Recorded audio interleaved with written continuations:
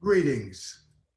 I'm Alvin O'Neill Jackson, Executive Director of the Mass Poor People's Assembly. Over a year ago, the Poor People's Campaign, a national call for moral revival, launched the We Must Do More campaign. Mobilize, organize, register, and educate people for a movement that votes. We've been engaged in the powerful work of reaching millions of people with impressive state coordinating committees in 43 states, plus the District of Columbia. And here we are today on Election Day, in partnership with the Samuel D. Witt Proctor Conference and pastors and rabbis and imams and faith leaders live from National City Christian Church, Thomas Circle, Washington, D.C., for this spiritual, prophetic witness and spiritual grounding. We started at 8 a.m. this morning, 15 minutes of prayers and reflections, ringing of bells, sounding the shofar, singing songs every hour on the hour until 8 p.m. tonight. And then at 9 p.m. Eastern Time, we will hold a More Prophetic Vote election watch night service with more reports from our massive voter protection program and powerful prayers, reflections, testimonies from faith leaders across the country. But now it is my great joy to present one of the co-chairs of the Poor People's Campaign, a national call for moral revival, the Reverend Dr. Liz Theoharis, for an election protection update and report from the field. Dr. Liz. Thank you so much, Reverend Dr. Alvin Jackson, and thanks for everyone for tuning in and turning out today. This is an historic day, as folks know, a day where healthcare is on the ballot, living wage jobs are on the ballot, just everything that we need for a strong and vibrant democracy is really what we're showing up for. And so what we did want to do in the Poor People's Campaign, a national call for moral revival, is to make sure that you're hearing with our people on the ground, spread out across the country, what's going on and how people are coming forward in power with strong demands and protecting our vote. In the last couple of weeks, the Poor People's Campaign has reached out to more than 2.3 million poor and low-income eligible voters, encouraging folks that when we enliven the electorate, we're able to transform the entire political landscape of this country. Poor and low-income people make up nearly half of the U.S. population and nearly a third of the U.S. electorate. This is where we can be growing power, we can be shifting the narrative, and we can rising in power for justice for everyone. So I want to let people know a little bit of what's going on. We've had people up all night and early this morning at the polls across states, across the country, and it's looking like we are in a fight for our democracy, and that the people are standing tall and standing tough, making sure that we're able to protect, make sure our votes are counted. We've have incredible nonpartisan poll monitors spread out across 10 states, starting early this morning in Alabama, in Georgia, in Kentucky, in Louisiana, in Michigan, in Mississippi, in North Carolina, in Pennsylvania, in South Carolina, and in Texas. And from the earliest polling place openings, reports are coming in from the field. Our voter protection teams are keeping us posted, putting posts and updates on the Poor People's Campaign website, vote.poorpeoplescampaign.org. But I want to share some of a summary of what some of those reports are telling us. As we all are aware, 2020 is the second U.S. presidential election where voters are without the full protection of the Voting Rights Act. Despite our ancestors fighting and dying for us to have the right to vote, we have now gone through 2 presidential election cycles. In the absence of these critical protections, especially protections for poor people of color, the Poor People's Campaign, along with Forward Justice, the NAACP Legal Defense Fund, have trained hundreds of poll monitors who are stepping into the breach to address some of these issues to protect people's fundamental right to vote. And this is why we're demanding, as we are out in the polls, in the streets today, socially distanced, that Congress needs to protect, needs to expand our right to vote. So I want to share some of the top line issues we've received, and we're continuing to investigate and take action on, along with some of the crucial victories that poor people, that low income people, that people, that legal monitors, that poll monitors are making here on the ground. I want to remind folks that if you are experiencing any of the issues I'm raising in this report, or other poll issues, voter suppression issues, please report it. Call the number 866-OUR, O-U-R, VOTE, V-O-T-E. That's 866-OUR, VOTE. A team of attorneys are ready to receive questions and reports in every state across this nation. But I want to share a little bit of what we know is going on. We're experiencing a lack of accessibility issues in North Carolina, in Alabama, in Michigan, in Kentucky, in South Carolina, and in Mississippi. This includes cars obstructing accessibility ramps, people without handicap badges parking in handicap parking spots, poll places without accessibility options. We all know that no one should be denied the right to vote based on disability. And so our poll monitors are trying to resolve some of those issues. There's also changing polling locations without appropriate notice or signage. This is happening in at least Georgia and Alabama from some of the reports that we're getting in. We all know we're living in a public health crisis as COVID is wreaking havoc in the lives and livelihoods of hundreds of thousands, millions of people across this country. And in North Carolina, in Kentucky, in Texas, in Mississippi, in South Carolina, some of the places poll workers and voters are wearing masks, but in others they aren't. And in some places there's even COVID testing on site. We know that it's important that our health is not be put at risk in this election. We can't substitute one of our rights for another. Our right to vote and our right to health have to go hand in hand. And so if you are placed in this position across the country, please call that number, 1-866-OUR-VOTE.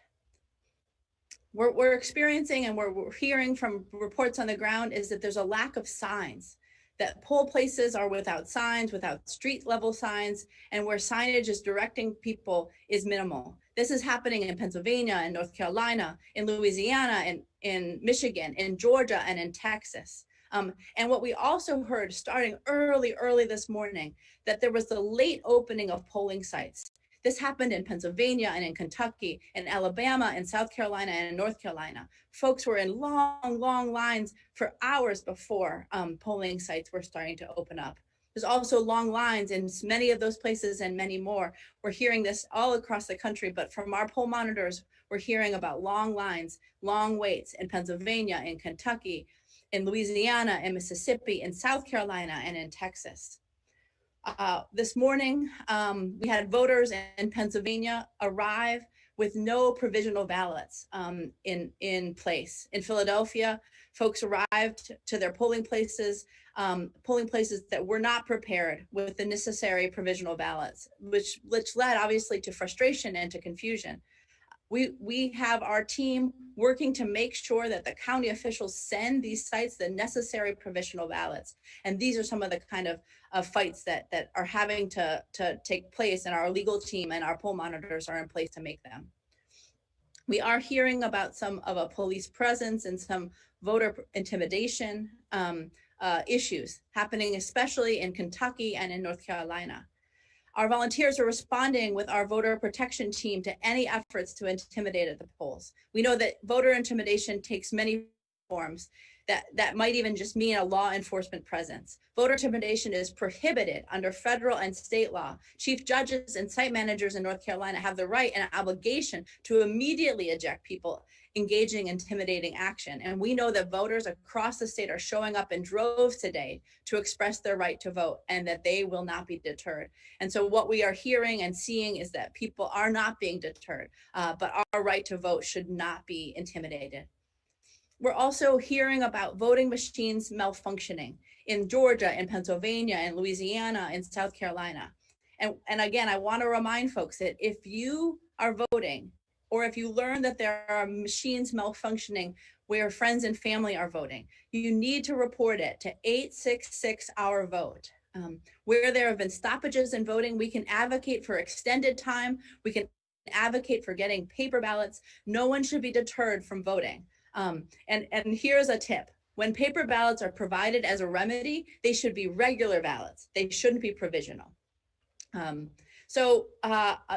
more voter registration issue and voting suppression issue that's taking place today, and that's about voter registration. We know that in too many states beyond the ones that we're monitoring today, voters do not have access to same-day election registration. And so this is why the Poor People's Campaign is pushing for early registration, automatic registration, same-day registration, including on election day, as a critical, crucial part of our right to vote. So we want you to know, if you're told that you are not registered or that you are not on the rolls, but believe that you are a registered voter, you have a right to request a provisional ballot today, and you can call 866 Our Vote. So we see all of these issues taking place. We are aware of our powerful poll monitors on the ground. And we also want to tell folks that people are turning up and turning out in this election. Across the country, in every state that we're defending the vote, reports of voter engagement are profoundly, profoundly encouraging. We have voters turning out, poll monitors and volunteers, poll workers showing up for shifts before even the sun rose this morning. In the cold, ensuring that free, fair access to the ballot is playing an important role in securing our fundamental rights. And so we're inspired by some of the victories that we've already had today. In Kentucky and in Mississippi, we have volunteers going above and beyond, making signs, directing voters at local high schools where signage was resulting in confusion, supporting leadership on the ground, directing people to new polling locations. We know that simple fixes like this can help overcome voting access issues across the country. It takes all of us to make our democracy work. And so we celebrate those people, those heroes and heroines in Kentucky and Mississippi and all over this country that are going above and beyond. In Louisiana, our voter protection team was able to coordinate with the power company to ensure that power would be restored to the greater New Orleans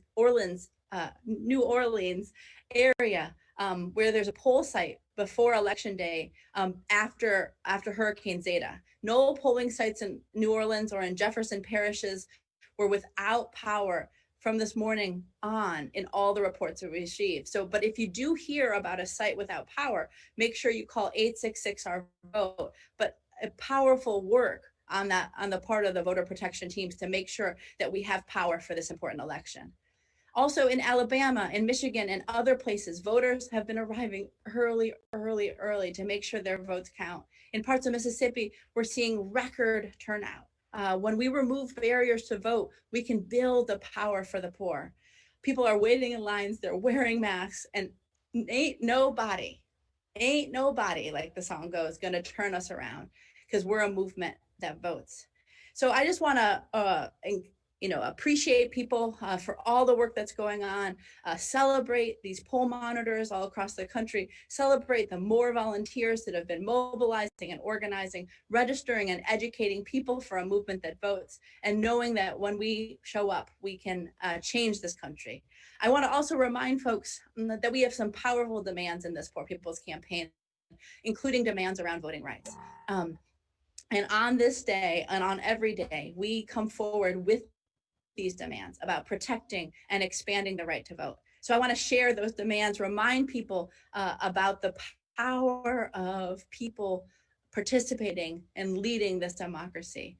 We want to reinstate key protections of the Voting Rights Act of 1965, in particular those that call for pre-clearance and for judicial oversight for jurisdictions with a history of racist voter suppression. We are demanding that we update the pre-clearance formula to include jurisdictions that have passed voter suppression laws since 2010, because there are over 20 states that have. We are demanding that we establish the right to participation as an indicator of democracy by ensuring higher registration and participation rates for racial and ethnic minorities and for the poor and low-income eligible voters. We're demanding that we support citizen redistricting efforts that prevent racist and prevent partisan gerrymandering. We demand that we establish more polling places, that we ensure early voting in every state and also vote by mail.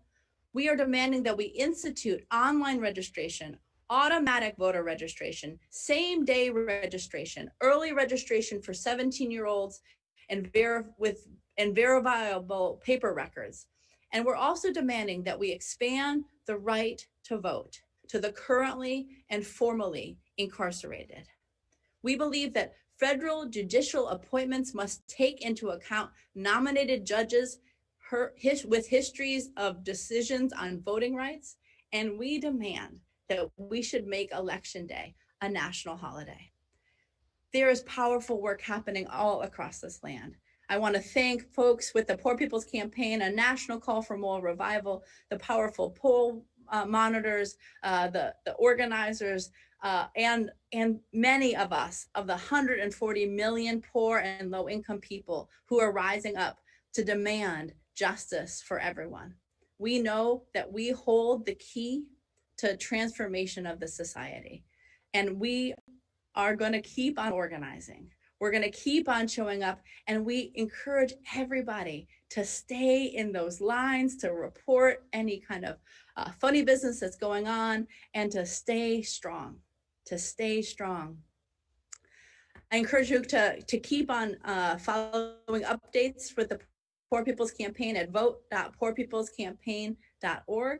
I encourage people to tune in to the More Prophetic Vote on the hour programming that the Poor People's Campaign is doing with Samuel DeWitt Proctor Conference.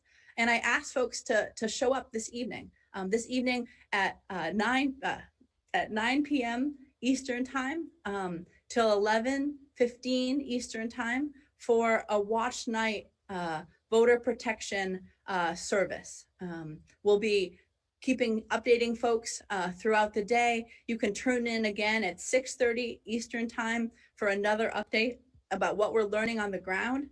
And we know that ain't nobody gonna turn us around, that everybody has a right to live, that everybody has a right to vote and to participate in this democracy, and that when we come together, when we band together across all of our differences, when we come and rise in power and we put forward a vision of society that can make poverty history, that can end racism, that can take on this climate crisis, that can turn our war economy into a peace economy, and that can challenge this distorted narrative, this narrative that blames poor people and immigrants and people of color for all of society's problem, this narrative that tries to pit us against each other and feed us the lie that this is as good as it gets, it can't get any better than that there's scarcity, when we're indeed living in a world of beautiful abundance.